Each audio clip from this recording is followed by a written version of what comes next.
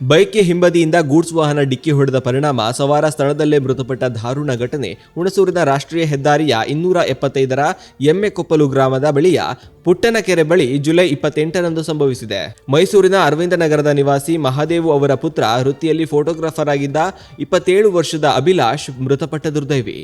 ಅಭಿಲಾಷ್ ಅವರು ತಮ್ಮ ಬೈಕ್ನಲ್ಲಿ ಕೆಲಸದ ನಿಮಿತ್ತ ಹುಣಸೂರಿಗೆ ಆಗಮಿಸುತ್ತಿದ್ರು. ಈ ವೇಳೆ ಮೈಸೂರು ಕಡೆಯಿಂದ ಬಂದ ಗೂಡ್ಸ್ ಕ್ಯಾಂಟರ್ ವಾಹನ ಹಿಂಬದಿಯಿಂದ ಬೈಕ್ಗೆ ಶರವೇಗದಲ್ಲಿ ಡಿಕ್ಕಿ ಹೊಡೆದಿದೆ. ಡಿಕ್ಕಿಯಾದ ರಭಸಕ್ಕೆ ಬೈಕ್ನಿಂದ ರಸ್ತೆಗೆ ಎಸೆಯಲ್ಪಟ್ಟ ಅಭಿಲಾಷ್ ಅವರ ತಲೆಗೆ ತೀವ್ರ ಪೆಟ್ಟು ಬಿದ್ದು ಸ್ಥಳದಲ್ಲೇ ಕೊನೆಯುಸಿರೆಳೆದಿದ್ದಾರೆ.